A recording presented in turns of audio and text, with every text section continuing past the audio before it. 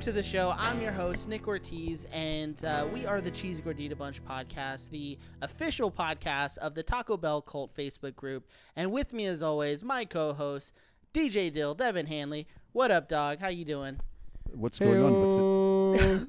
Okay, thank you for that. And then, of course, our other co-host, the red chips in this double XL steak grilled cheese burrito, Jordan Cravens Krenek. What's goody, Jordy? It's your boy. We out here. Man, out of game for a second. Jordan gets two shout outs. Out of game. Stealing my woo time? That's my bad. It's all good, dude. I got No, but we all know you've been on the links all day, sinking those holes in one. You come here, you're floating on a cloud. We are joined by a professional DM. Would that be it? A professional DM and stand-up comic, fucking Jacob Cordas. Great. That's his third one. That's the third Jordan today. I can't compete with Jordan. Jordan, this is just your show at this point. Hey, I appreciate that. Yes, it's the Cheesy Gordita single. Yeah, and we're really excited for today. Today is our Friendsgiving episode, and we'll actually probably do something different every year until we get a Friendsgiving box from Taco Bell. Son of a bitch, we're coming for you. Yeah, we have to get one. Have y'all seen what's in it this year? There's some good stuff. No, I haven't. I don't remember all the items there. I just remember thinking they had some Cinnabon Delight candied yams. What? Oof. Yes, Cinnabon Delight candied yams. We actually did share the recipe on our Facebook because Taco Bell did release the recipe. But my God, they look good. And I don't even like fucking Cinnabon Delights. They're garbage, trash. I guess that is the one bad item. No. Well, what is your take on candied yams then? Are you a fan of candied yams? Yeah, of course. Okay. Yeah, I'm a yam guy. I'm not a big. I'm a yam guy. You're a yam man. I'm a yam man. I'm a yam man. Got a lot of yams. I don't know what's that reference to? The cheeks. Oh, okay. I am in fact a yams man. That's yes, true. I'm a That's me true. too. Then, if that's what, I'm all about the yams. Not a big yams guy. You're That's not? what it is. No. Okay, well that's fine. I guess. Okay, good to know. Jacob's. That's enough. Jacob's like, oh, I like feet. I'm a drumstick kind of man. Well, yeah, I'm really excited for the show, and I do have to say, the new grilled cheese burrito is amazing as it was last year. Oh my gosh, I noticed that you got one So good. with some jalapenos in I got the the cheese. spicy. I got the XL spicy. Yeah, bro. I didn't know they put instead of just having a nice layer of cheese that makes it the grilled cheese burrito. Naturally. Jalapenos between the burrito and the cheese, which is It was good. It was elevated. I felt like I was that. eating a restaurant quality burrito there, and I was very happy. I just wanted, authentic. yeah, Jacob's face when I said restaurant quality was an instant frown. I struggled to believe it. I feel bad. That's very impressive. My Taco Bell is not up to snuff apparently. Oh, actually, can we give Jacob a round of applause? He's actually wearing a Taco Bell shirt. Let's tonight. go. There we go. Wow. Getting lit. prepared. Now, so yeah, today's show is going to be a little bit different format. I'm actually going to hand the reins over to Jacob here shortly. It is, again, our D&D Friendsgiving episode, I guess I would say. Yeah. So let's just jump right on in. As friends and as homies, let's go. And as different characters entirely. Yes, of course. Yeah, This is Dill saying bye-bye. We'll see you on the other side. This is Dill saying bye-bye. That is a phrase that will haunt me until I die. That will be the last thing I say on my That was deathbed. bars. This is Dill saying bye-bye. That was bars right there.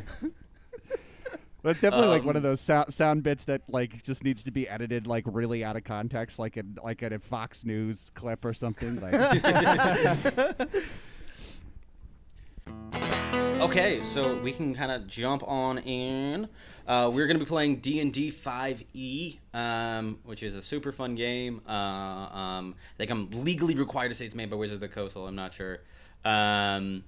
And I am where this is everything that we are about to play is unique subclasses made for this.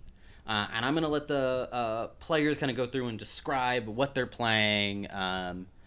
and what they're excited, like kind of describe their characters, who they are, all that kind of good stuff. And who wants to go first? Is there any preference? I heard Devin's voice earlier, so it's that accent you got going. I'll start. Who's Devin? Very, yes, for my name is not Devin. It is Ichabod Ravenwood, a scholared warlock who has found his way from the field of archaeology to a more adventurous output. My expertise are in identifying archaeological objects from times past. As you look into my eyes, you will see darkness, for my eyes have been designed to see in the most darkest of places. And once again, the background in archaeology and my ability to identify when and where something has come from, I believe will be my biggest asset on the journey today. Wonderful. I love it. Who wants to go next? That was way more thought out That was so than good. what I was going to do. Oh my and God. I played D&D. He raised the bar, yeah. I played Yes. with Nick, and you've never been that good. Let's see what you can bring in here. No.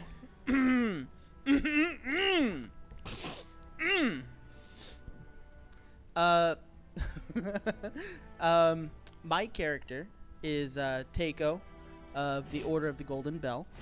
I am a large dragonborn with white skin. I am clad in purple armor with yellow pauldrons, and on the back, on my back, you can see a giant warhammer made of an old clapper from an ancient bell. And then at the bottom of it is another bell ready to be tolled. And I have a background as a Marine. You know, I've always been a fighter. I've always been a warrior. And this time I'm ready to ring some bells out in the world. Awesome. Jordan, that leaves to you. All right. I am Barney Baja. Wasting away again in Margaritaville. And I, as Barney Baja, I am a cleric. Okay. My race is I'm a water. How do you say Genasi? Genasi, yeah. Genasi, and my background, I'm a courtier. All right. I'm amphibious, and so touching me oftentimes it's similar to that of a stingray. Okay. Very soft and quite engaging. You'll love the experience. Okay. I'm People amphibious, come pay to see but- me. Yes. The most engaging stingray. The most decadent cleric.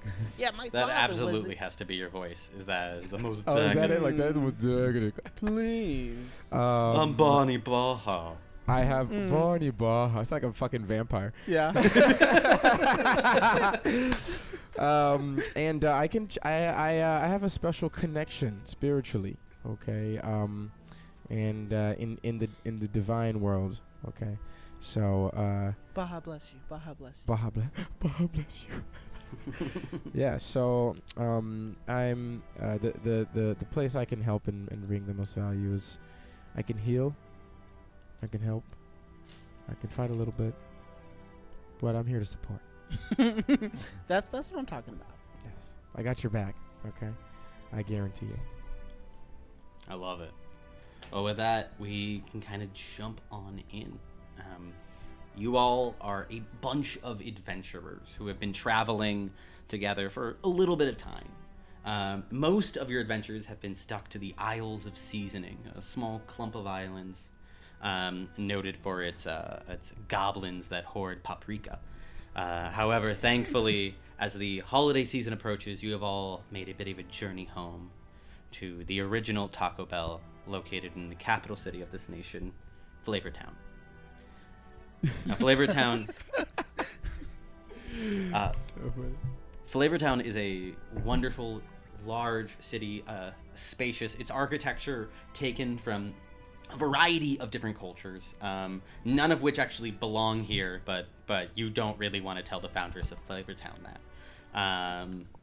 They, as you kind of approach into the city, it is filled with the sights and smells of just an assortment of a medley of different places. It is a food court of a city.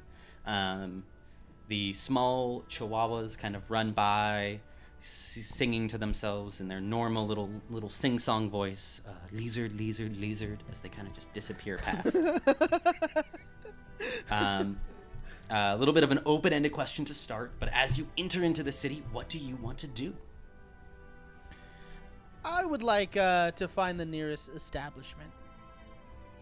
Okay. Same thing with me. After a parched march through the desert smelling nothing but paprika on my breath, a nice quart of ale is what this warlock shall require. So I will be finding myself to the closest public house. So then, either Ichabod or Takeo, either you both can roll an investigation check, so a D20 plus your investigation modifier, or one of you can roll twice and take the higher number. I'll let the warlock. Well, we know that the warlock's keen sense of investigation is one of the key elements that I can bring to my friends out here who have marched me through this desolate wasteland to Flavortown. The first dice I rolled is a 15. Oh, that's And good. the second dice shall be 2. Okay. Well, that advantage really helped you out there. So with a 15, you look around. Trying to find your way to a local tavern. You kind of march through town for a few moments, looking around, and as you do, you can see that there is a pale quality to the people all around you. One person seems to be eating. You can't help but notice one of them is eating what looks to be potato salad, but it has raisins in it. Mm-hmm. You find your way to the local tavern. You find your way to the local tavern, and it is closed. It is very clearly closed, like shut down, closed. There is wood across the windows covering it up. The door has wood on it as well. It's been hammered down, and it says closed until further notice. And you hear, and you can't help but notice, as well as you stand here, that the melodious song of the Chihuahuas native to this region, the lizard that haunts through, echoing slightly, has completely receded. The strangest sounds, they disappeared from the nighttime air as we walked around looking for sustenance.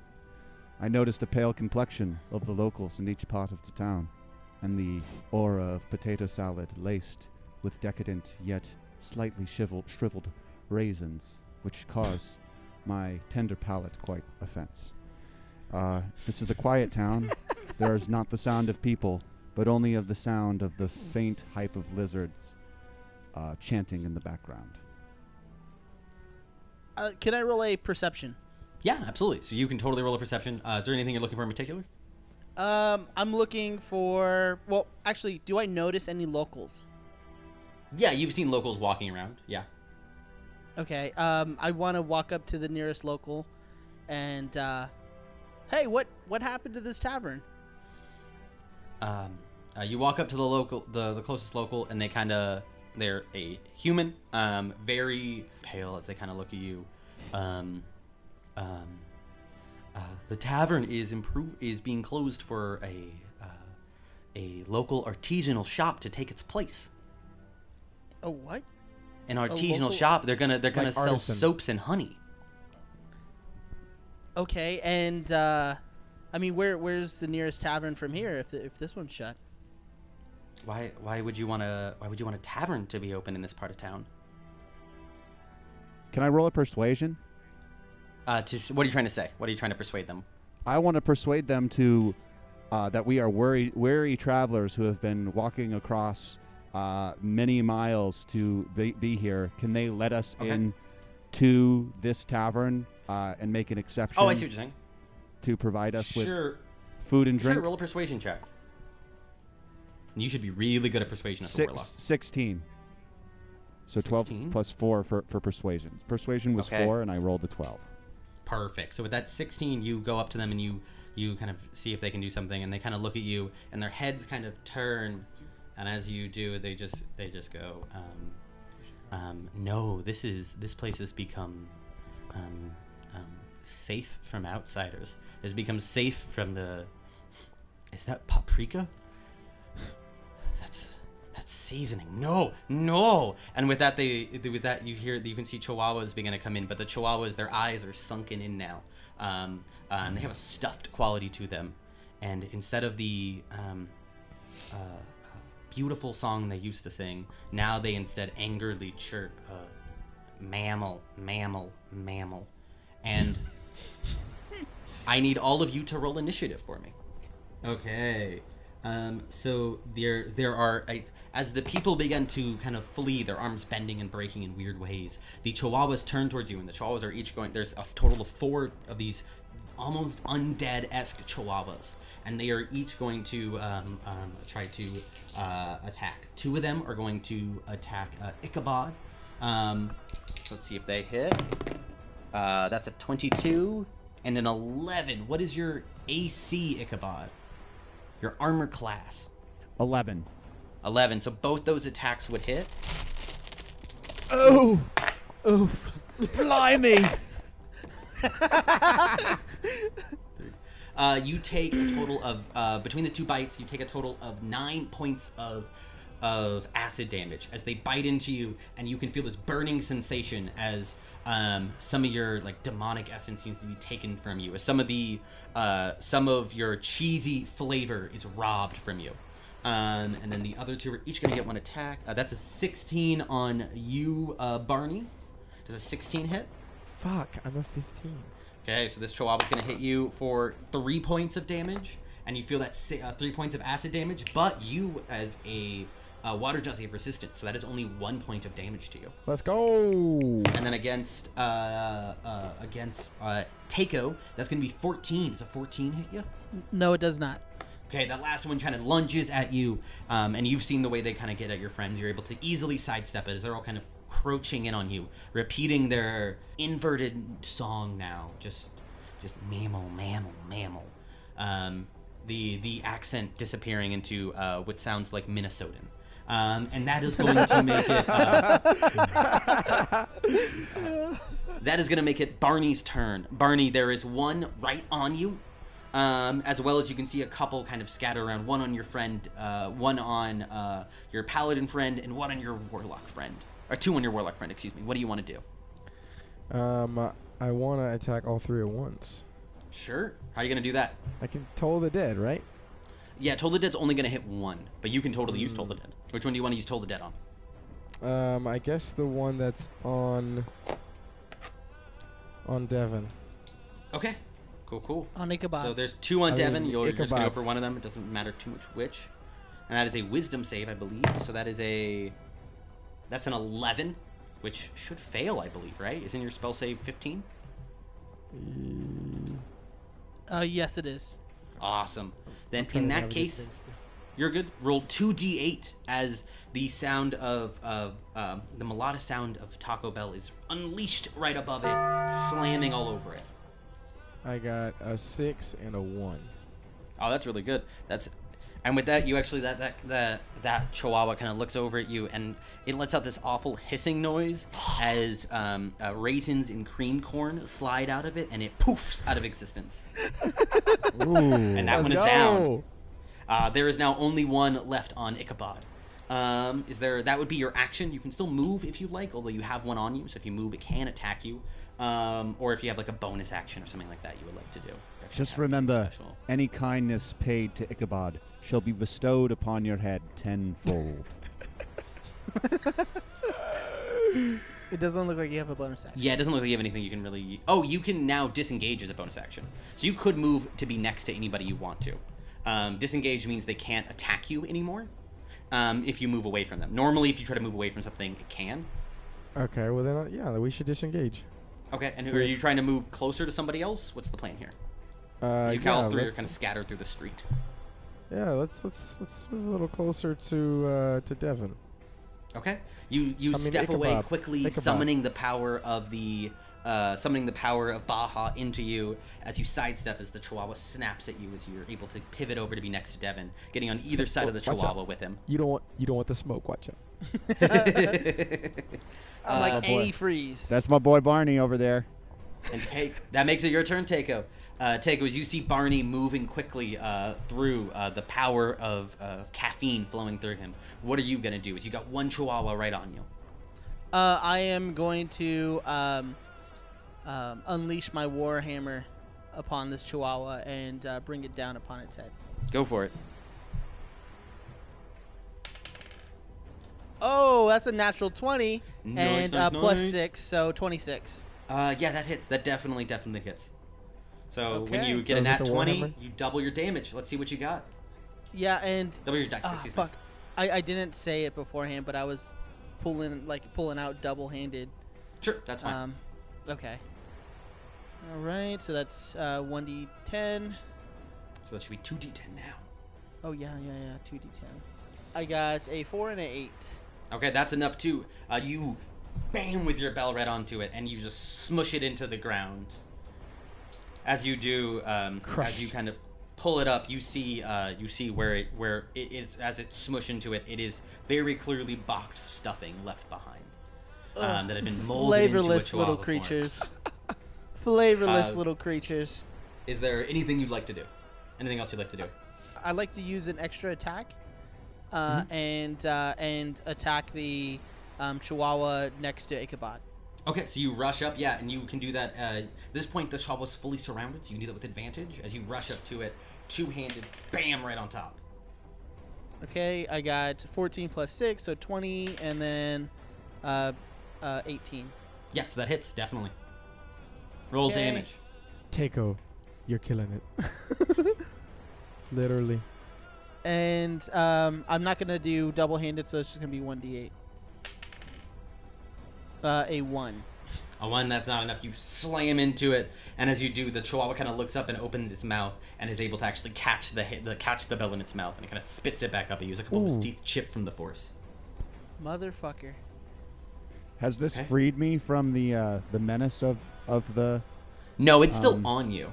It's still like right next to you. You guys just have like a little triangle pattern around it, pinning it in as it's kind of pivoting, looking back and forth between all of you. Scared. Yeah, we've got it flanked. The one that used to be on Barney, kind of still a little further over, trying to figure out what it's going to do to try to help out. And that does make it your turn, Ichabod. What are you doing? As you got one Chihuahua fully surrounded in front of you, one kind of off to the side. So I'd like to take by taking out my dagger Okay. and stabbing at the one to the side of me. Absolutely. So roll 2 dice to roll 2d20 and let me know what the higher roll is. As you have advantage from your allies being right there. Rolled it twice, and 13 was my bigger one. 13 is that awesome? And add your dagger bonus.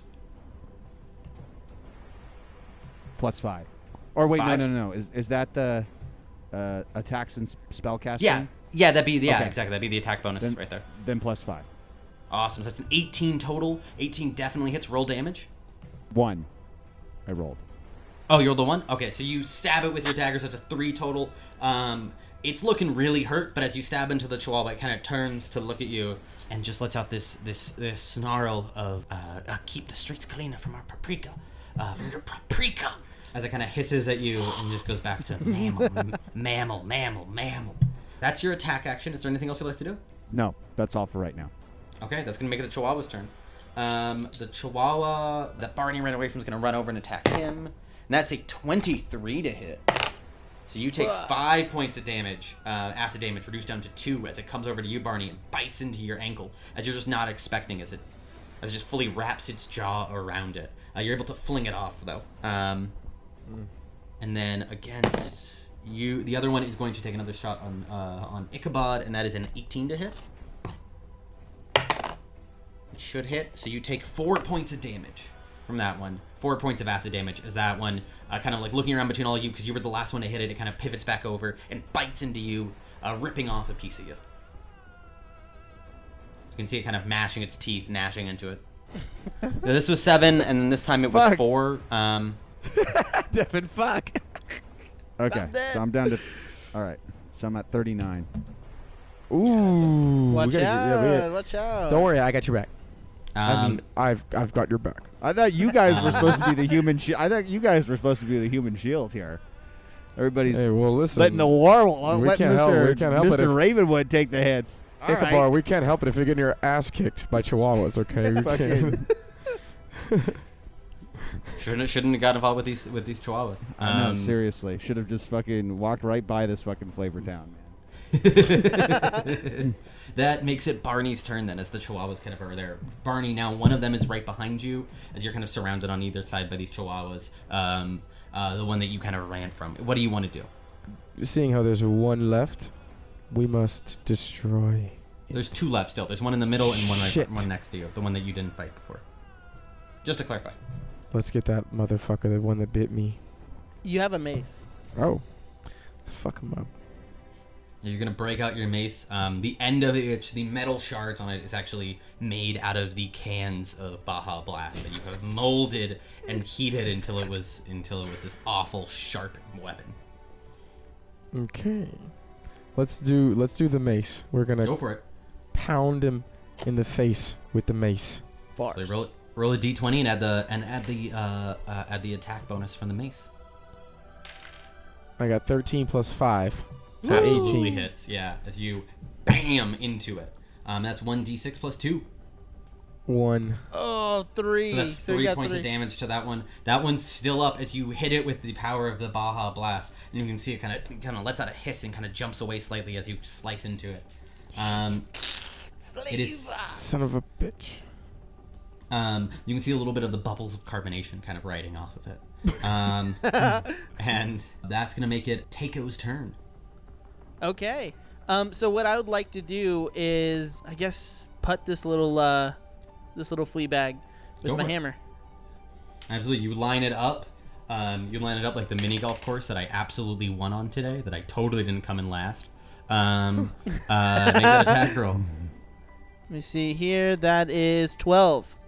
12. 12 is exactly what you need to hit it. Roll damage. Oh, fuck yeah. Okay. Let's go. And it's a 7. 7. That Yep. 7's enough. You punt it, and as you do, it flies into the air, and you see it turn into the flakes of dehydrated potatoes. It's gonna rain down. Okay. And then I just want to look around and see if I what else do I notice about the town? Is Roll a a perception bunch of check. shit. I got a 20. 20. You look around, glancing past the glowering chihuahua that's on the other side of Barney. You kind of glance around. You can see that the buildings themselves, there's a lot of buildings that seem to be closed down, and a lot of the buildings that are kind of rising up in its place are seem to be like an impression of multiple cultures all at once. Your immediate first thought is that it's like that something is not only gentrifying Flavortown, but gentrifying the flavors of Flavortown. Oh no. I look around and I say, boys, I don't think we're home anymore. Yeah, I'd like to get the one in front of Barney. Okay, so you pivot over and bam, right into it. I'd say you have more than enough moves so you can roll with advantage. Oh, to flank okay. it. Okay, yeah, so 16 is the one I'll Okay. take. Cool. Roll damage. 10. Okay. How do you want to do this? How do you want to kill this thing? I would like to, kind of kick it up with my foot and then slam it back down with my hammer. Awesome. You pop it up. You pop it up in the air and bam, right down into the ground. As it does, it just leaves a hole in the ground. There is nothing left behind. It is just empty calories. Well, Calories. I don't know about you guys, but those chihuahuas were saying some pretty crazy shit, and I don't know if you guys have noticed, but this place is not the place we remember. No. Things have changed. And I want to go over there and investigate the cream corn or whatever that came out of that other. I want to lean down and just kind of look at it. Yeah. We need to heal. I want to heal Devin before we walk over. Sure. Yeah, you can cast any of your healing spells or whatever for it. Just let me know which one you're casting for that as you kind of walk Is it- over and place your hand on him. Is it mending? No. Mending heals items. You could do cure wounds. There's no like free spells that heal. Okay. Devin, what's your maximum life? 50. I'm at 39 right now. Let's bring him back. We'll do one. Okay. So you do 1 cure wound. Is it too early? Yo, No. Barney, what goes around comes around, bud. I got you. It's also worth noting, Bar- Barney. You can also don't forget you also have a special channel divinity where you can actually use where you can provide proficiency hit points to people. You can provide temporary hit points to people. So what that means is you can actually, if you see, look under there, designed to improve the meal. One of your special Baja Blast abilities. You'll actually see one of the options you can select there, and it'll be applicable for the next hour. What I want to do is I want to take, reach into my bag and crack open a code red and pour it into Devin's mouth, waterfall yeah. style. Ichabod's mouth. Ichabod's mouth. How'd you know that? How'd you know that was Ichabod Ravenwood's favorite Mountain Dew? You cannot be named Ichabod without being your favorite Mountain Dew being Code Red. There's no other option for a man named Ichabod. And then as you do that, you can hand a can off as well to Takeo. 4? Yeah, the top is you got a 4. Oh, I got a 4. Okay. You can hand a can off to Takeo as well. And you, both of you get 7 temporary hit points. So you don't heal, but you get 7 extra hit points. Now, as long as you have those hit points, you have advantage on dexterity saves, as you can feel the energy coming from the Mountain Dew kind of racing into your veins, waking you up and making you quicker, making your twitch reactions much faster. Okay. All right. Cool. Fuck yeah. Double XP. And then roll that investigation pleasure, that you want to boys. do, Takeo. Okay. I'm gonna roll that investigation. It is a 13. 13. As you go to look at the cream corn that kind of spilled there, and the other remnants from the fight, you can see what looks to be the food is the remnants of the food are flavorless and dry, turned into like a simulacrum of a chihuahua. They are not anyone who spent a lot of time in Flavortown has been around, knows the singing of the chihuahuas and has seen them even after they were replaced by the comedians whose name shall not be spoken. You know the tragedy that has befallen. But I kneel down. I take a little wipe. Like, oh, this is disgusting. Chihuahuas definitely don't taste like this. And Nick, there's put that dirty diaper away. there's something afoot, boys. you can tell as you look over it as well with your investigation check that it is it seems to be that there is a force being pulled from there's a necrotic evil force pulsing within them, an impression of life, or maybe more accurately an impression of culture. Okay. Dark times have fallen upon this place, especially with all this flavorless bullshit with the raisins and everything. 'Tis a sin.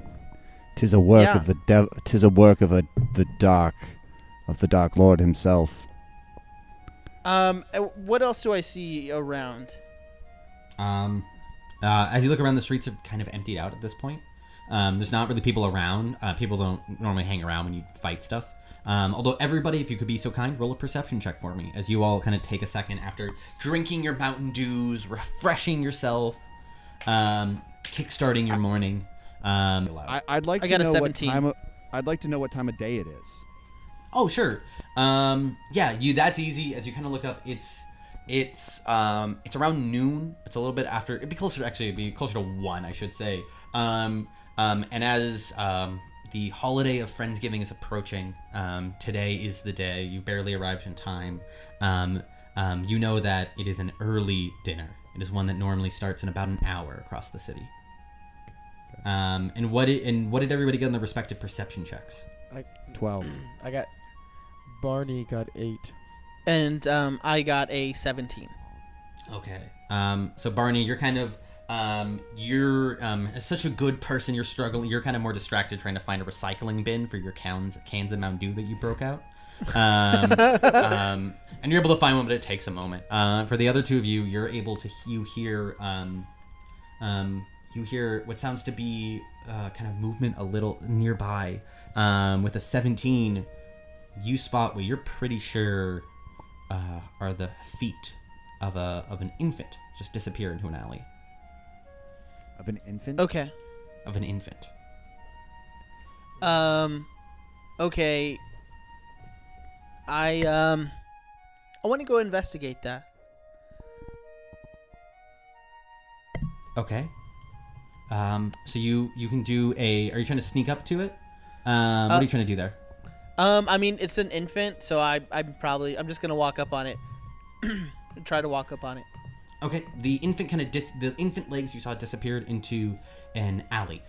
So as you kind of turn towards down to look down the alley, you don't see anything there. You can see a couple buildings that are kind of partially in states of construction. They are set up so that the walls are slightly offset to create the illusion of them not just being squares. You can the slight smell of dried potato flakes kind of floats through the air. Okay. And guys, I noticed this. Okay. I noticed this, and from my archaeological background, I recognize the make of and the style of these buildings. Yeah, roll a history check for me. 15. You should 15. Okay. Is that with the +3? Oh no, that's 18 with the +3. 18 total. Fuck yeah. You recognize that the flavorless flakes floating through the air they were discontinued long ago. Most of the actual elements you've seen were discontinued long ago, as they were considered flavorless, just kind of gross. Quickly replaced by the cardinal seasonings, the mild, fiery, hot, and Diablo. But now they seem to have returned, and they have returned with a vengeance. It sends a shiver down your spine as you know that your patron, and the madness of cheese that they can represent, would be disappointed, to say the least, in the return of these kind of flakes. What are you doing during all of this, Barney? As you see Takeo look down, and you can see Ichabod starting to kind of get lost in his own world, examining the potato flakes. I look around. I see not a lot of activity, and it makes me suspicious. I look, see people hiding behind some of the buildings. Casual folks. Nothing too dangerous, but yet I'm uncomfortable. I look around and I see more chihuahuas, but they have a sparkle in their eye. Can you do me a favor and roll a perception check for me as you look around? 17. 17. You see across the way from the alley that Takeo is looking into. You see what appears to be the little back paws of a pug racing into an alley. Pug. Yes, he stumbles and falls on his face. You have to let him tell the story. That's the thing. I mean, if you want to stumble and fall on your face, I'm not going to stop you. The pug did disappear down the alley, though. Do you want to go looking after the pug? Do you want to do anything? Just a peek. Just want to look down. Okay. As you go to look down at the alleyway, to see the pug, a monkey launches itself at you. As you realize there is a baby, a monkey, and a dog attacking you all at once. Can I actually have our cleric do a religion check for me, actually, as the monkey attacks? 17. Is he a 17. Jehovah's Witness? He's not a. You recognize. He does seem to be a wasp. He doesn't seem to be a Jehovah's Witness. This is definitely a white Anglo-Saxon Protestant. You look at him, and you recognize the two there, and you heard Takeo say something about baby, and you know of the great divine form that your god will sometimes take, of the baby monkey puppy. It's And called you a realize- puppy monkey baby. This is my goddamn world, Nick. And you realize that something has ripped it asunder. Some awful abomination upon flavor has ripped these three things apart, leaving them their most basic, adorable, but damaging parts. And it got a 27 on its attack on you. So that is 10 points of damage to you as the monkey double hand across your chest, Barney. Double fisted. And it just goes three things are better apart, not together. You do, heathen. And I need all of you to roll initiative one more time for me. You do, heathen. I got a 13. So that's 6 for me then. Okay. 19. Yep. Bussin'. Okay. So that is going to be the baby rolled a nat 20. Fuck. The baby, as you kind of peer down the alleyway, you see the baby peek out from behind a dumpster that you didn't see it, and it just throws out 2 throwing stars at you. Advantage on because you couldn't see it. That is a 19, and that is a 24. On me? Baby. Yes, on you, Takeo. Then yes, it does hit. Okay, so then that is going to be, it gets sneak attack damage for its first hit. 4, 8, 12, 17. You take a total of 20 points of damage from the first attack. God damn, 20 points off of the first attack? Yep, the first attack. You take significantly less off the second one, which is just a simple 6 points of damage. So you take a total of 26 points of damage as it throws 2 throwing stars. The first one goes right into the side of your neck, and immediately blood just sprays out across. The other one kind of pings into your chest. It doesn't hurt as much as that one does. You barely even really notice that one while there's this one just stuck in your neck. As the baby kind of chuckles and then is going to try to hide. You're gonna make me kill a baby. He's gonna make me kill a baby. I knew you were gonna make you kill a baby the instant you invited me to do this. And with that, the baby tries to hide behind the dumpster that's right there, and you can see its kind of little chubby dumpling foot kind of popped out from the side as it did a really poor job. Okay. And that is gonna make it Barney's turn. Barney, there is a small monkey right in front of you. It's right engaged with you. I'm gonna fuck that monkey up. Go for it. Fuck it up. Like, what if it's like I want to summon like the Baja, like the Baja like before the water's added, just the syrup, and it's like poisonous and acidic, and it kills Ooh, I love that. So you actually Oh, summon. like the concentrate? concentrated, yeah, Baja.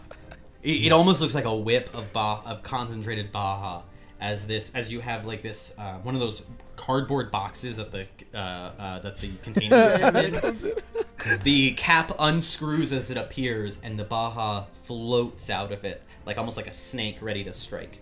And roll a attack roll for me with the with it. So you actually add your spell attack modifier. So you had +7 to this roll. Oh, 2. Oh, that's trash. I got 9. 9 total. Yep. Oh man, I'm sorry. 9 does not hit that monkey. Fuck, as it that's kind of such a smacks bad out roll. at it. What's that? You can actually Sometimes it be like that. Yeah. Is there, and you can still make a normal attack as well on your turn as well. So you can do that and do like a weapon attack or something like that if you like. Okay, yes. Let's do the dagger. Okay, go for it. Roll the dagger attack. There you go. 15 plus 5. Yep. Absolutely, yeah. You grab the dagger and you chunk right into the side of it. Roll damage. Bitch. Which one? That is 1d4 plus 2. D4 D4 is the little triangle. Mhm. Oh, he got a 6. He got 4 6? plus 2. Very nice. You fuck that monkey up as you Let's stab go. the monkey in the side, and the monkey, and as you pull the monkey, you can see magical energy kind of flowing out of the wound, as the magical energy seems to float kind of towards the direction of the baby, as well as kind of up towards the further into the alley where you saw the puppy head off to. Oh, no one kill the pug, please. I'm sorry. I am so sorry about the this. pug's going down. That makes it the puppy's turn. The puppy is going to charge out from that alleyway and is going to attack Barney. Of course. Can't catch a break. Of course. That is a 13. I'm a 15. 50, so it doesn't hit you. As it jumps towards you, you throw up your shield of the might of the Baja represented on it, as it kind of dings away at it, and then it deals, and then it does another... Yeah, and that's a 9. So you just bop into it as this pug angrily launches itself at you, but isn't able to find purchase with either of its strikes. Out of... What is it called? Out of game? Out of game. Also, that's like real life right there, too. For real, you should Whenever- see every time he comes over, he dodges my pugs. So that's This real is, life. This is not coincidence. Okay, we're back. Oh, I love it. And Keiko, that makes it your turn. There is this cartoonish puppet baby thing off behind a dumpster. You know exactly its location, but you can also hear to the other side. You can hear your friend Barney getting ganged up on by a puppy and by a monkey. What do you want to do? You're next too. Get ready. I want to run up and big boot that dumpster to make it like, I guess, hit the baby behind it. Oh, I see what you're saying. Yeah, roll an attack roll for me. Oh, it's a nat 20. Okay, I'm gonna roll damage real quick then for you for the dumpster. Oh shit! Fuck. Do I Okay. kill that baby? The baby's not moving. You run over. You run over with your hammer and bam it into the side of the dumpster. So the dumpster slams over, and the baby. You just hear a squish, and then the magical energy from the baby begins to flow out of the alley. A stream of it heading over towards the puppy and towards the monkey. Okay. And then I would like to move towards Barney. Okay, yeah, you can Like, get across runs the up. street, so you just rush across the street. You can see right there the monkey and puppy are engaged with it. You still have your second attack if you want to use it. Yeah, I would. I would like to bring my. I'm gonna call it the clapper since it is a clapper and a bell. I'd like to bring the clapper down upon the puppy. Clap Okay, sure, on. go for it. Roll an attack roll. What? Roll an attack roll on this puppy. On this dog, it looks just like yours. It Shut smiles the nice and fuck kind. up.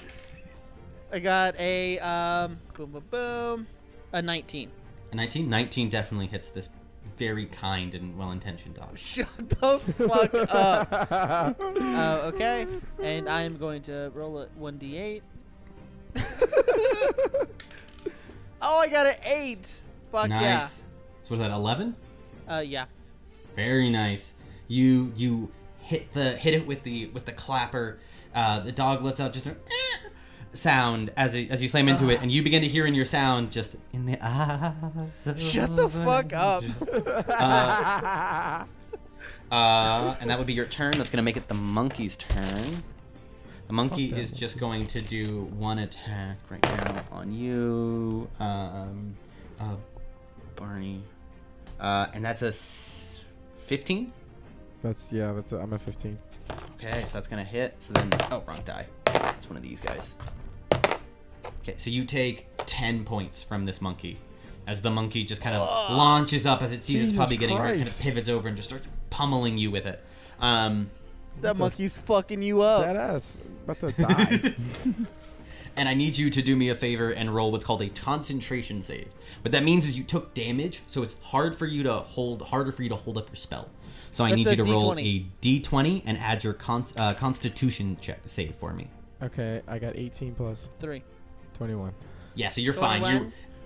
easily hold together as it kind of launches itself at you, and you get hurt, but you grit your teeth and you focus on the mission. You will not let down the power of the Baja Blast, and that makes it Ichabod's turn. Okay, well, All right, first of all, Ichabod. I'm a little skittish because of my light armor. So happy you decided to show up. Here I am to save the day, save Baja Blast from some monkeys. So what I was saying was that because of my light armor, I feel too apprehensive about going in for hand-to-hand combat with the monkey. So what I'm doing is from a distance, casting a prestidigitation spell to help distract the monkey, so that Jordan has an opportunity to absolutely escape. Sure. What are you trying to make it look like? Oh, I'm sorry. The prestidigiation. What are you trying to do with the spell? Is this kind of like? It's like just like a minor. It's like a minor effect of some kind. Yeah, so what do it's you like want a to make spark. It's like an explosion of sparks, a loud sound, something that would distract an animal. Okay. Devin, what about a big Dorito chip? I'll absolutely let you make it the sound of a Dorito chip cracking. That's exactly it. It is the sound. It is the sound of a giant Dorito chip crack. Okay, so then in that case, I'm gonna make a Constitution save for it to see how hungry it is, to see if it's able to distract him. I think that's fair, and it'll be against your spell save. So that's a DC 15 I need to beat. Yep, that failed miserably. So that you immediately you see the monkey immediately turn away and just like looking around trying to find the chip as the two of you close by can hear the rumbling in its stomach. That can only come from hearing a bag of chips open. And it is fully distracted. It is 100%. It can't move yet because it's not its turn, but it is distracted. That would be your action. Is there anything else you'd like to do, Ichabod? Yeah, I think that's what I'd like to do. I think that's my turn for right now. So in that case, you throw that out there. The monkey kind of looks over, distracted. The baby is dead, so that makes it Barney's turn. As the round switches through, Barney, you have a very distracted monkey next to you, as well as a puppy, a beautiful, adorable little pug that I can't believe Nick would be so awful to. What do you want to do? Your spell's still up. Your weapon is still floating there. So if you want to use that weapon again, your flavor of Baja, you can totally do that as a bonus action, and then attack with your dagger or with your mace if you'd like to. That's what I'd actually want to do. We'll do another dagger attack after we try. Nice. 19. 19 plus, absolutely hits. Plus what? Plus 7. So I'll be at 26 on that roll. Very nice as the flavor comes up and snaps forward. So roll 1d8 plus your spellcasting modifier. That's how much force damage it's going to take. Wow. 8. Oh, we got an 8. 8, so that's 8 plus 7. So max damage, 15 points of damage as the Baja slithers out from it and wraps around the monkey, lifting it off the ground. As you can see, the acid burns away at the monkey, dissolving it away. It's still around, but barely, as it kind of drops there. I look at it and I say, I don't know. I couldn't think of anything. Hasta la vista, baby. I tried so. I was thinking that, but I was like, it's too corny. I didn't want to say it would have been fine. It would have been fine. All right. Well, you could just put Devin saying hasta la vista. So you half-heartedly say hasta la vista as you go to stab it with your dagger. Roll that attack. Hasta la vista, little baby. Is it the triangle? Oh, okay. Mm-hmm. Well, roll the damage first. You have to roll the attack first, and then you do the damage. 1. He got a 1. Wait, is it plus 7? Did he roll a d20? Yes. Oh, and he got a plus 1 on 5. it? Yeah. Oh, so you try to stab forward at the monkey, and the monkey, no longer distracted by the chips and kind of upset that you would say such a hacky line to it, easily evades your attack, looking furious that you would say such a thing to it. Disrespected. Yeah, that monkey is hurt. And that is going to make it remember, actually no, that'd be your turn. So that's going to make it the puppy's turn. The puppy, with the saddest little face, looks to Takeo and is going to take its 2 strikes on Takeo. That's a natural 1. So it just kind of skids into the ground, tripping over its own paws. And then that is a 12. So that monkey just that puppy, excuse me, cannot find purchase either, as it's doing its best, but the magic that's flowing from the baby is hitting into the monkey and hitting into the puppy, and the monkey has energy flowing out of it as well. It's just this kind of mess that the puppy can't really focus on, and that makes it Taiko's turn. Okay, well then I am going to go ahead and hit this puppy with a with the hammer. Yeah, you would, wouldn't you? Roll that attack. Shut the fuck up. Oh, so that is a 21. Yeah, that definitely hits. Roll damage. Of course it does. And doing it two-handed? No, one-handed. 7. 7? 7 damage. Okay, very nice. You hit into that dog. Just bam. A little bit of a ring out. Still up. And he looks at him and he says, "This is the first time." I don't hit my pugs. Okay. You know, the fact you felt you needed to say that is the most disconcerting part of this entire thing. Okay, then I am going to attack the monkey. Okay, go for it. And I say, "Hasta la vista, baby." The monkey turns towards you. Go for Got it. him. What'd you get? 22. Oh, fuck yeah, that hits. And I'm going to double hit it with that, with my... Okay. I got a 7. 7? That's enough. With that, you slam your bell into it, and the monkey goes flying through the air. It's something about the way you committed to saying the line is the thing that really put it over the edge. And with that, the monkey kind of disintegrates. The energy from it flowing towards the puppy kind of like surrounded by this magical occult force. And that would basically make it your turn. That makes it Ichabod's turn. So can you tell me where we're at right now? Everything's dead, essentially. The baby's dead. Everything but the puppy is down. Magic from where the baby and the monkey once were flowing towards the puppy, which is kind of surrounded on two sides by Ichabod and by Taiko. By Barney and Taiko. Pardon me. You were kind of still off in the center of the street, a little ways away, but you have a clear line of sight if you wanted to make some sort of like spell attack on it or anything like that. I would like to deliver an agonizing Eldritch Blast to the puppy. Awesome. So then roll 2 spell attacks. So roll a d20 and add your spellcasting modifier to it, which would be +7, as you hold your hand up and fire off 2 Eldritch Blasts. So 15 plus 7 is 22.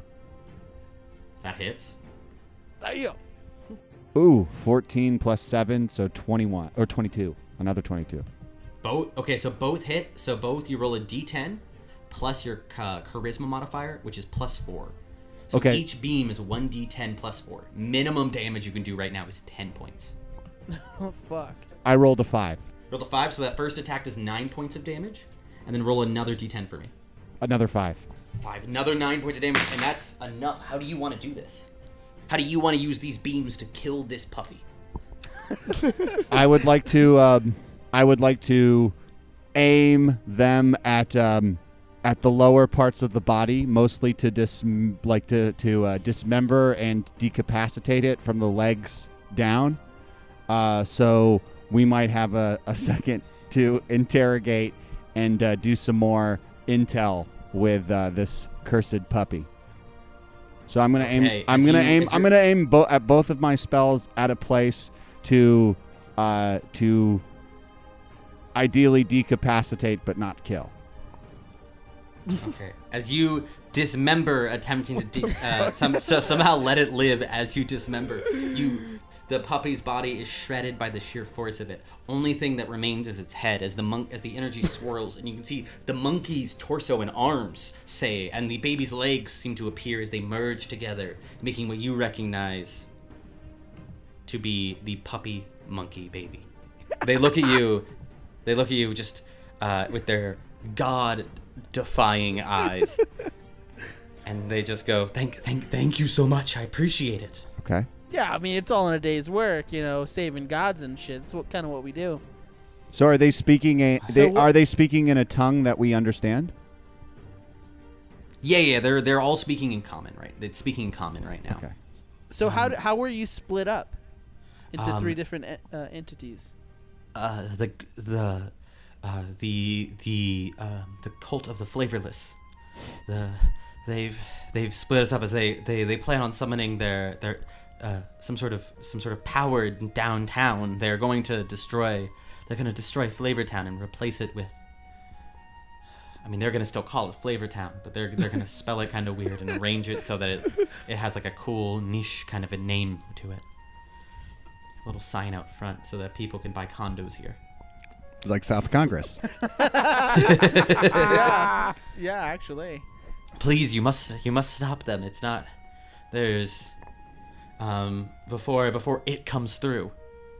What's it? They're great beast of the season. I'd like to roll intimidation then and try to press this creature to explain what it is and where it comes from. Yeah. It's like super grateful to us, and I'm like, I want to intimidate the fuck out of it. So Roll it an gives me intimidation more check. information. Yeah, roll an intimidation check for me. Devin. Intimidating this puppy monkey baby. 16 plus 7. Plus 7. Plus 7, yeah.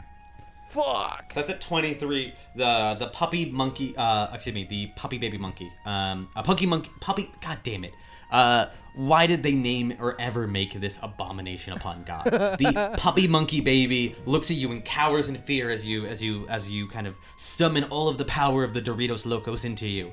Cheesy aura surrounding you, glowing with it being slightly a light blue Cool Ranch tinge to it, turning into raw Doritos, and finally converting all the way into a bright red fiery aura as it kind of cowers and just goes, I am one of the ambassadors of the Baja. I'm one of the true spirits brought down upon the world.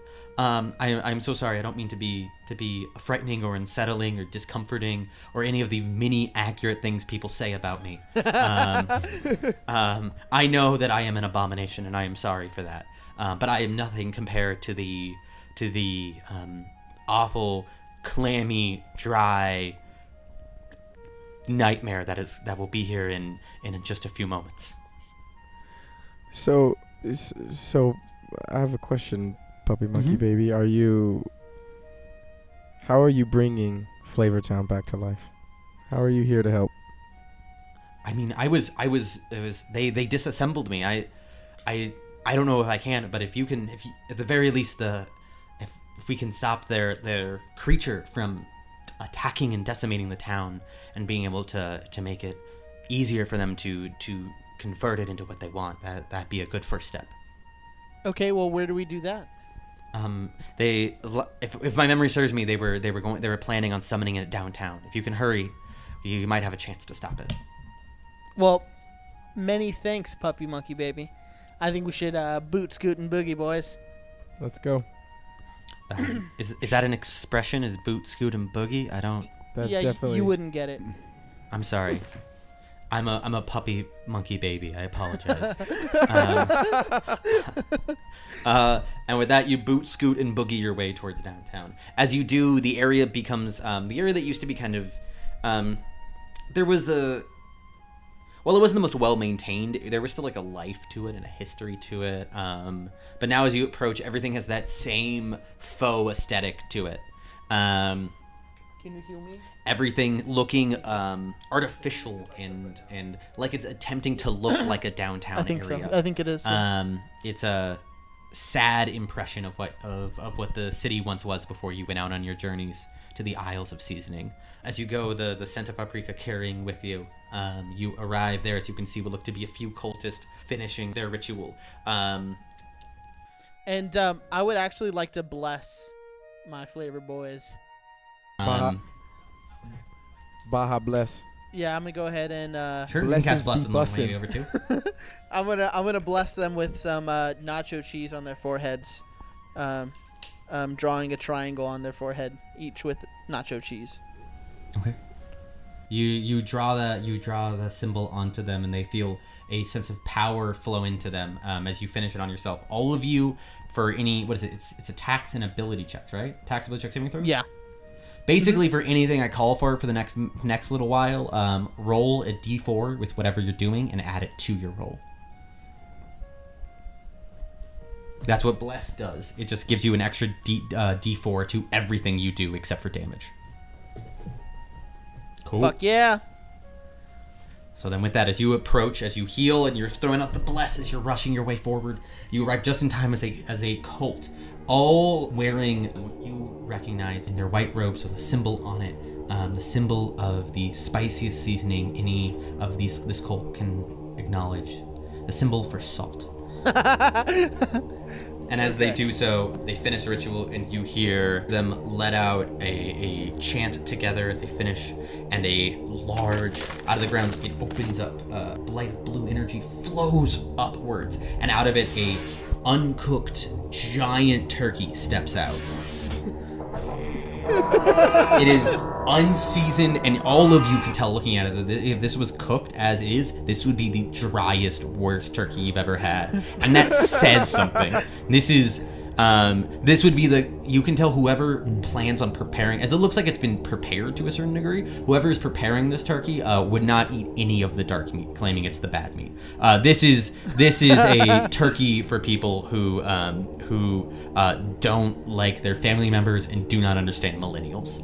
But God, that's the driest turkey I've ever seen.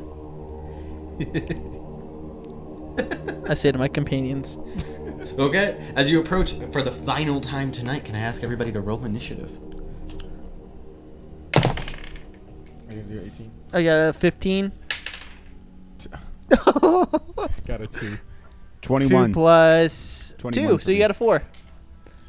Ooh, nice. So that is a 21 from Ichabod. And then what did Takeo got a 15. Takeo got a 15. Barney's sitting on a 4. Barney's sitting on a 4. Okay. Cool. So with that, Ichabod, you go first. As you can see this approach, you can see the cult is kind of looking over at you, and they immediately start to disperse, trying to run away.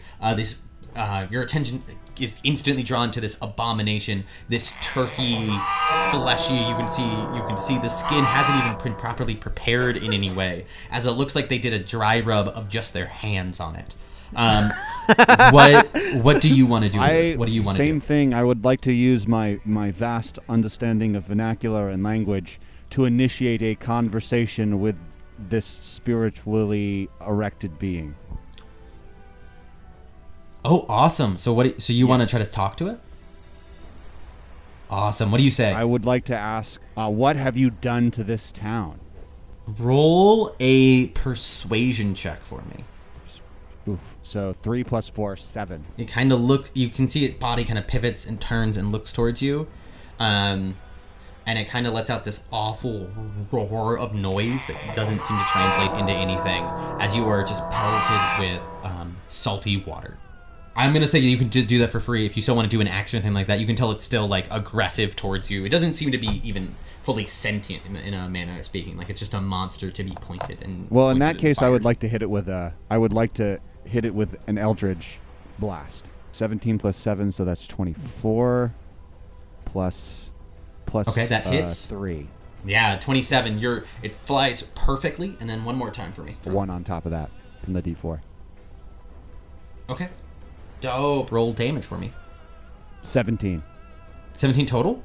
Fuck yeah. Yes. As you bam right into it. You can see chunks of raw turkey just go flying off into the stable here, just slapping into the ground with a wet, just kind of sound. Very dry though. Mm-hmm. Oh, it's unpleasant. You can tell that like the outside's very very dry, but the inside is very very damp, like too damp. Like they don't know what they're doing here. This is sad. Who basted this fucking thing? You would recognize, Barney, that it's just water pouring out of it. That like they just filled it with water and salt and called it a day. Is there anything else you'd like to do, Ichabod? I'd like to take some of the turkey and put it in my satchel to save if we cannot find any other sustenance in this town. Sure. Yeah. You take some of the raw turkey. I'll totally. That's really fun. You kind of pivot over to the side and grab a little bit of it and kind of slide it into your bag. It is. Your nasty ass would do that. I don't know if you've ever felt that kind of meat before, but shit's unpleasant. As you kind of grab it and it's just slide into your bag with you can feel the other contents of your bag kind of sticking to it as you slide it in. Ugh. And that's going to make it the turkey's turn. Hell yeah. The turkey is going to turn towards all of you and let out a massive blast of the spiciest thing it has available to it, that's salt. And it bursts forward onto you. You can feel a little bit of raisins as well flying out of it, pelleting you. All of you need to roll dexterity saving throws for me. Oof, I got an 8. Okay, that's a fail. So 18. 18 for me. Nice. I rolled a 4. Okay, so you got a 3. So then in that case, Barney and Takeo, you each take 25 points of damage. 25. I'm dead. Are you dead? Actually. Not actually. Oh, okay. That'd be as it lets out this blast of it at you guys. The salt drying out your skin and cracking it and breaking it. Vile beast. I need Takeo to make a concentration save for the spell that you put up earlier. I got a 19. Oh yeah, you're fine. And then Ichabod, you only take 12 points of damage. As the salt kind of sprays on you, but you're able to kind of pivot, mostly just getting bombarded by loose raisins. It's uncomfortable, but we've all been there. Everybody here went to public school. We've all been bombarded by raisins. I feel like that's a universal part of public school.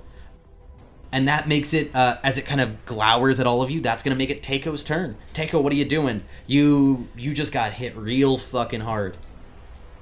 Yeah, so what I would like to do is, I would like to use my breath weapon and blast it with some Mexican seasoning. Absolutely. You open up your mouth and a beam of Mexican seasoning flies out of it. All right. And is that a save? I think that's a save, isn't it? It is Constitution. Constitution save. So it has. Oh, wait. It's a dexterity. Oh, that's way better for you. Yeah. That's a 5. Oof. And then it says on a fail, which that clearly is a fail. That's definitely a fail. The creature takes 1d10 damage. Excuse me. Fuck yeah. So it takes 1d10 Mexican seasoning damage. Roll that damage. I got a 6. 6. Very nice. As that beam shoots out at it, and you can see seasoning kind of overcoming it, and the turkey trying to reject the seasoning, but it struggles. It doesn't want the flavor. It doesn't think it needs the flavor. It doesn't realize how important flavor is to making a family meal actually valuable.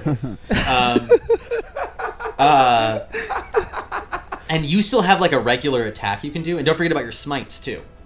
Yes, actually, that's exactly what I was about to use as a smite. Where is it?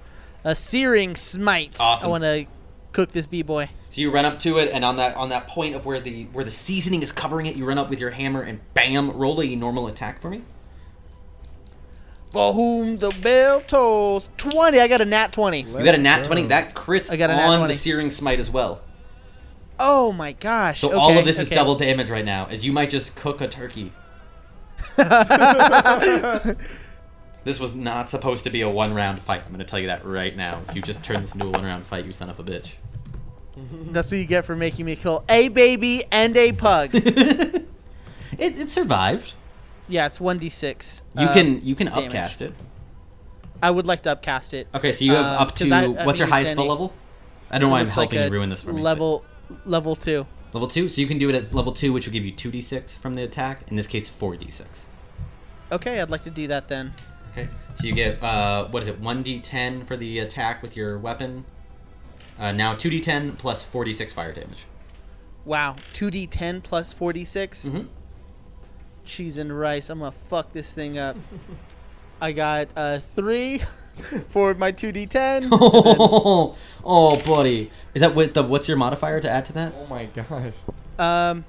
My modifier is a 7. So that's 10 points. 10, and then Okay, so that's 12. That's 16. 20. I got 20 points of damage total. 20. Oh, nice. That's as 20 you points of damage. slam your hammer into the point at which the seasoning is covering, and as you do, a burst of fire erupts across it, expediting the slow cooking process, and it is beautiful. It's got this light brown golden color to it. It's mouth-watering to look at compared to the rest of it. I say burn, beast.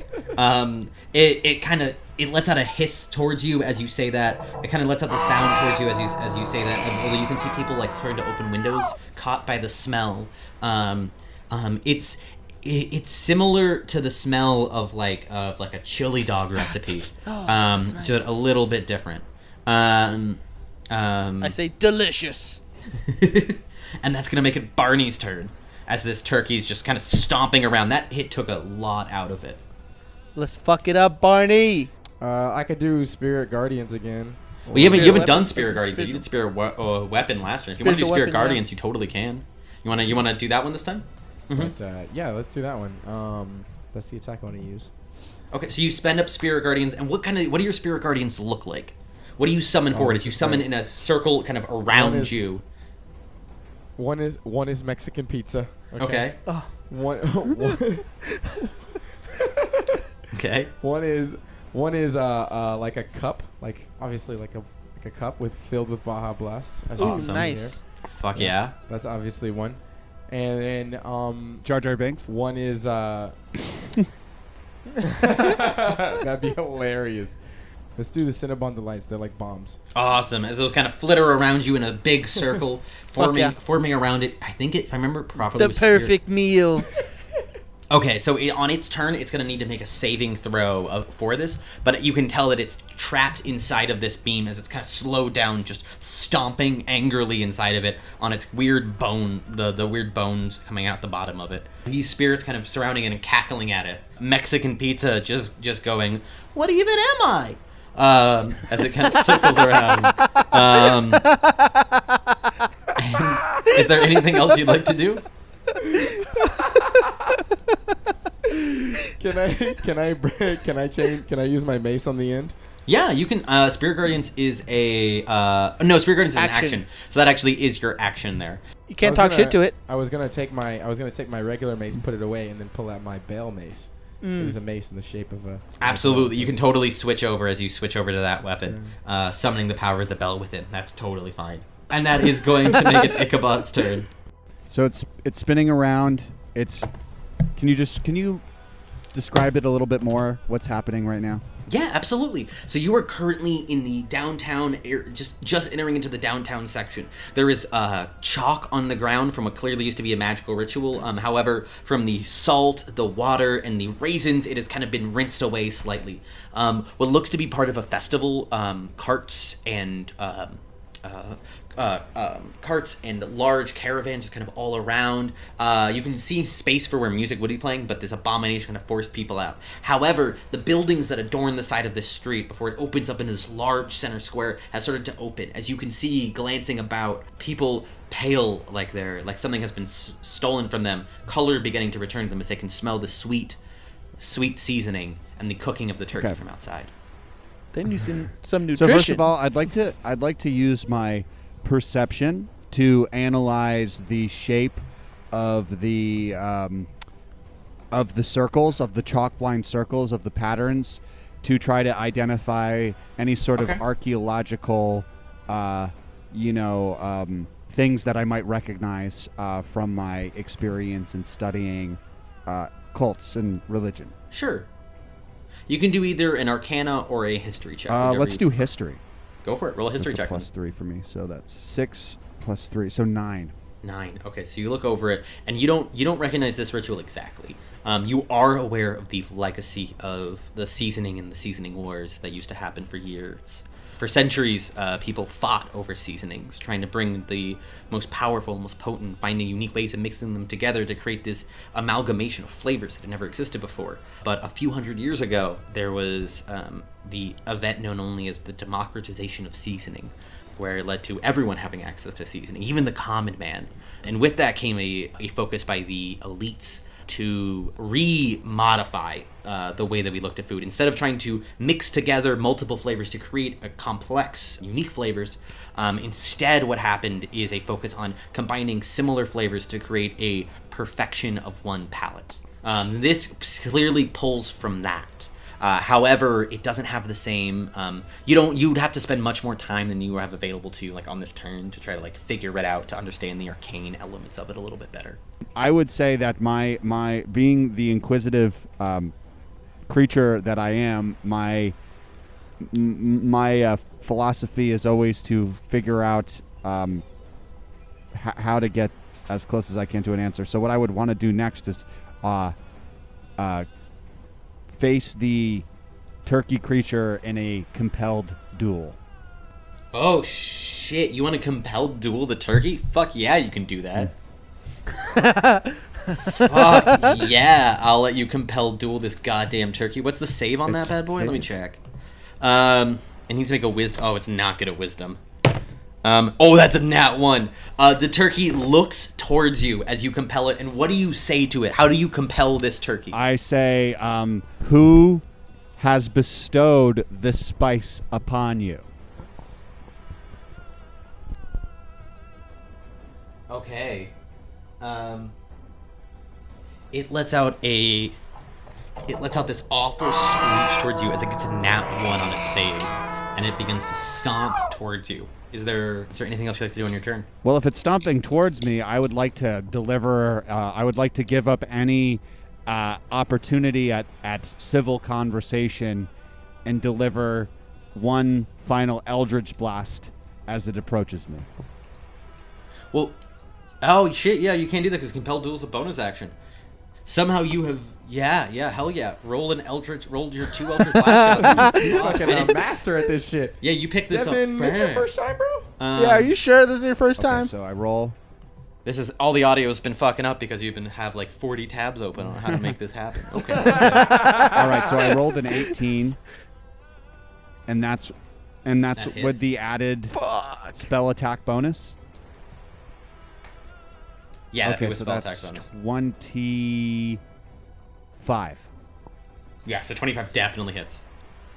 As that Eldritch Bolt flies into its side, smashing into it. And that'd be 1d10 plus 3. Plus 4, excuse me. Okay, there's 10 on the D10 plus 1 on the 4, so 11 total. Wow. No, you don't roll anything for the 4. That's just a flat plus 4. So you did It's 14 just damage. cool. Okay. So that's nice. As that Max. slams into it, and the force of it kind of chunks of it go flying even further out. It looks almost blended like ground turkey now. And what about that second Eldritch Blast? It's looking hurt now. It's showing some real damage. If it has been reduced to ground turkey and is no longer a threat, then I'm going to withhold from that second out. Oh, it's not. There's just part of it that you hit. Okay. Turn into Okay, it. then There's I still will. this Then I giant will. turkey thing. It's not looking that Then I will bad. deliver that second Eldritch Blast. Awesome, go for it. 2 You can say something cool. plus 7, 9. I'm glad you didn't say anything cool because that does miss.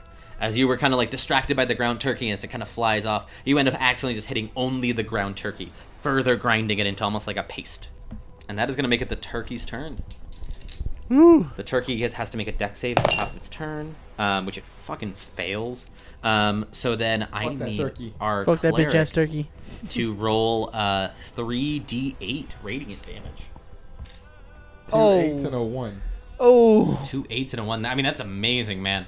That's 17 points of radiant damage as the Mexican pizza just begins screeching about how there is no god except the god that you make. And white heaven conceptually doesn't make any sense. And with that, you can see the turkey just struggling as its body begins to burn up. Little patches of Mexican pizzas kind of starts appearing across it as it burns. As it is going to, does it recharge that ability? Oh, fuck yeah, it does. It is going to rush forward, and it is going to use its salt and raisin breath again one more time. So I need all 3 of you to roll dex saves for me. Fuck. Okay. God, hopefully it doesn't do fucking more than 15 because I'm going to die, so. Actually, 14. If it does more than 14, I'm dead. I got a 9. I got 18. I got a 19. Okay, so that was 19, 18, and then did I hear the cleric say 9? Yep. Okay. I'm going to die. So you take 16 points of damage, No, I needed 14. and everybody else to takes live. 8. So you were not dead; you were unconscious as this burst against you, and the last thing you see is this flavorless creature as it kind of stomps over you, rushing towards Ichabod. The breath just flying out of it, raisins pouring into your nose, into your ears. You were currently unconscious. as it kind of moves up. Your spell does fade then as well, as you are not able to maintain your spell. Mexican Pizza just I'll probably be back next Halloween as he disappears. And Ichabod, you find as you kind of open your eyes again after the spray hits you, you can see the turkey has moved directly in front of you and lets out this awful just sound. Takeo, that makes it your turn. Actually, it would have moved out of range with you, Takeo, doing that, so you get to take an attack of opportunity. Oh, okay. I got a nat 1 on that. Yeah, so you swing at it, but like the spray that comes off of it was just too much. As the seasoning side is gone, but it is looking really, really hurt at this point as it kind of rushes forward, trying to focus in on hurting Ichabod in that compelled duel. What are you gonna do? Since it has its back to me, I'd like to run up on it. Is there could I run up on the back and then bring my hammer down upon its head? You'd have to make either an athletics or an acrobatics check to do that, but I would allow it. Okay, I'll take an athletics check.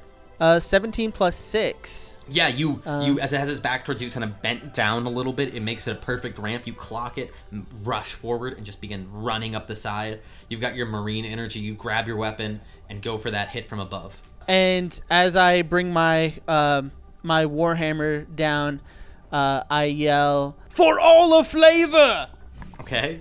And I'm gonna, with my double hands, like two-handed weapon, bring down my mighty hammer upon the turkey's fragile neck. 16 plus 6. That hits. Do you want to use any of your divine smites or any of your magical smites? I would like to use my divine smite. Awesome. What level spell slot are you burning for it? I can do 2, right? I can do level 2. As long as you have the slots for it, yeah. I do. Okay, yeah, you can burn a level 2, which means you're going to do 3d8 radiant damage on top of your normal d10 of damage. And then, what kind of smite are you, what are the, out of your spell smites, which one are you using and how much damage does it add on top? So all I have is Searing Smite. Cool. So then you can cast Searing Smite as well. And now so I'm just rolling damage, correct? Yeah, you're just rolling damage. It's all hit. Okay, cool. So with Searing Smite, I have 3 d8s. 14 damage on the Searing Smite. Okay. Oh, 15 damage. Yeah, for Searing. Nice. And then, let me see. And then my next Smite. So your Divine Smite. 7. Okay. So a total of 15 plus 7. And then you roll your normal damage as well. Oof, okay. Which and you did double-handed, so one, that should be 1d10 yeah, plus 1d10. 4? Yeah. No, plus 6. Plus 6, excuse me, you're right. I got a 9. 14. Okay, how do you want to kill this thing? So I run up its back. I, yell out for all of flavor. And I want to bring my hammer down as hard as possible on its head. Still hanging in the air, you just see the head of the turkey slam onto the ground with lightning speed, and then the body just go limp. As you do so, Fire. do that, you Fire as fuck. You slam the turkey, you slam that into it. The radiant damage is throwing seasoning all across it, perfectly coating this turkey as it dies in seasoning. And then the fire damage cooking it as well. The sheer force of the impact jettisons the turkey, now perfectly cooked, into the windows of that nearby houses. You hear people just go, ugh, then, And you hear one loud Taco Bell toll. Just boom, as the gong goes off, as you can hear the sound of, at least to this street, flavor beginning to return. Fuck yeah! As you yell "fuck yeah," as your friend is still unconscious next to you. Okay. You are out of combat currently, so the turkey is dealt with. The cultists are gone. As I imagine, you're gonna rush over and you have lay on hands. You're gonna use your lay on hands. Yeah, I was gonna lay my hands on him. Okay, you lay your hands on him, pushing in. How many hit points do you push into him? I have currently 12 hit points, so I want to go ahead and push 6. Well, no, you have a number of lay on hands equal to your level times 5, so you have 25 currently. Oh, okay, then I'd like to give him 25. Cool. So you boom into him, and Barney, you pop back up at 25 as you look around. The fight over. That boy took a nap. Yeah. I had to do all the work as per usual, but hey, all in a day's work for Flavortown. Again. As you do that, Okay. Ichabod, you kind of head over to examine the magic more clearly now, and you can see there is a great conspiracy on at Flavortown. There's much to be uncovered and to be understood. But at least in this moment, you can see people returning to the streets, color returning to everyone, and a chihuahua. Yes, enjoy your Friendsgiving, folk. A friendly little chihuahua walks up to you and goes, "Lizard, lizard, lizard." And with that, you know that the community has returned. And we'll call the adventure there. Well done, Fuck done, yes. boys, Let's on go. our adventure. That was so much fun. How grand it feels to be at the end of the day here, enjoying a turkey with your closest of friends on Friendsgiving. Yes, yes. Here, here. Hurrahs all around. Hurrah! Let's get it. Spoken like a true cleric. Jacob, thank you so much for that. That was so much fun.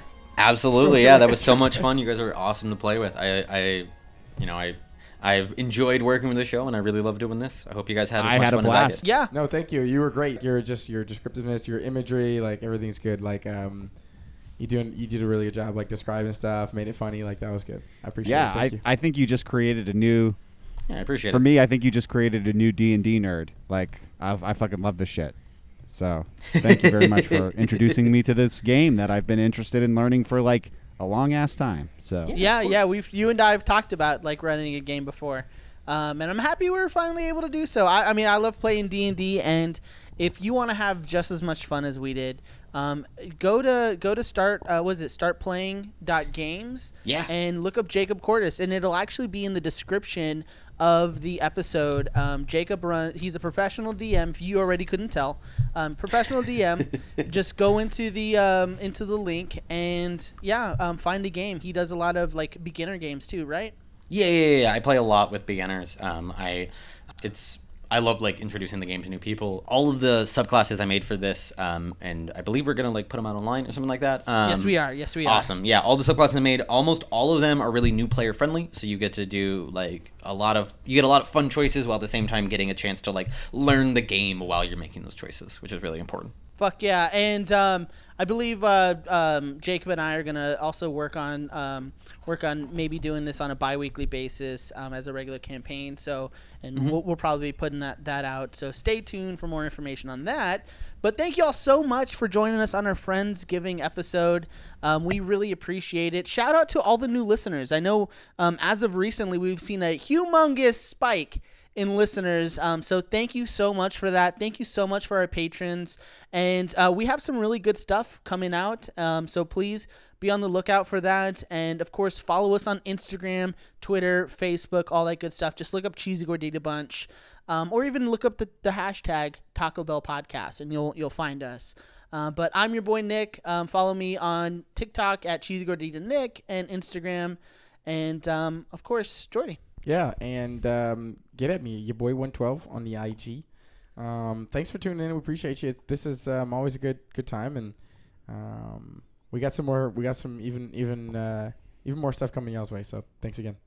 Dill. yeah, and once again, this is your boy Ichabod Ravenwood saying good night.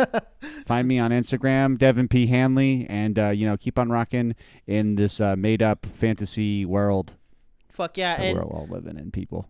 And Jacob, did you want to say anything? Yeah, sure. I occasionally still write for Comics Bookcase, so check that out when you get a chance. Follow me on Twitter at JackWeasel. I deeply regret that's the name I went with, but I am stuck with it now. And yeah, thank you all to everybody who legitimately listens to this podcast. It's so cool. I cannot wait to do more with you guys. This is a fucking blast. Fuck yeah. Well, hey, thank y'all so much, Bell Nation. Stay Baja blessed. Holla. This is Dill saying bye bye. We'll see you on the other side. This show is made possible thanks to listeners like you.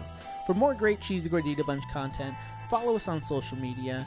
And if you'd like to support the show and hear exclusive bonus content, subscribe to our Patreon at patreon.com/Cheesy Gordita Bunch.